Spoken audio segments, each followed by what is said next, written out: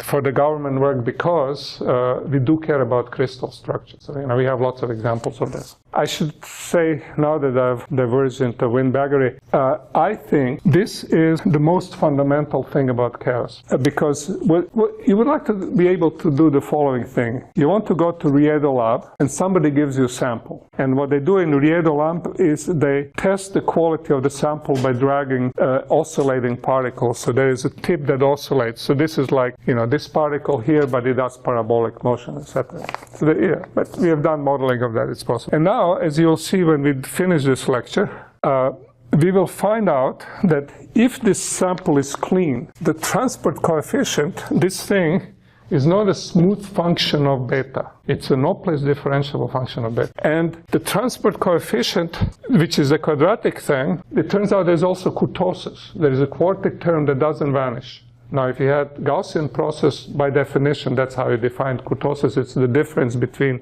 what you measure and what a Gaussian process would predict. So you can go into the lab, you can't see this thing, but you run across these trajectories, you measure this coefficient for different beta. In that particular case, the beta is either the speed of your table or, the elasticity of your measuring rod or something. So it's a continuous parameter you can measure. And you find out that your diffusion behaves in the way I'll explain, which is no-place differentiable. And this is chaotic system, even though it's on angstroms and I'm doing my measurement on microns or something. Same thing with the lattices there. Is my lattice good enough? Is it really, or graphene lattice, is it really good enough? This makes a very precise prediction and also qualitative prediction of what happens in chaotic dynamics. And it says chaotic dynamics is not probabilistic. It's not stochastic process. And you can distinguish the two because you can measure, you can compute. And this thing will give very specific examples. And, I mentioned last time, but statistical mechanics predictions are totally off the wall for this system. They don't work very well. What you think is sensible. In statistical mechanics, you assume the following thing. If I have a random walk and I take a longer jump, then diffusion should increase. Makes sense.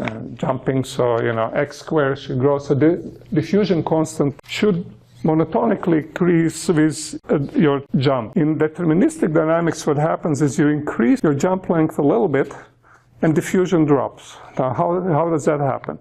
Because in the deterministic dynamics, what we are computing is a balance between local instability, and that's how far you jump, and entropy, the global thing, how many things get kicked back. So what happens in these experiments, you can imagine a washboard, and you change the angle a little bit, and suddenly you start hitting some edge that sends you back that you didn't see before. So you find out that it's extremely sensitive to external parameters, and it's not our physics intuition, it's totally different.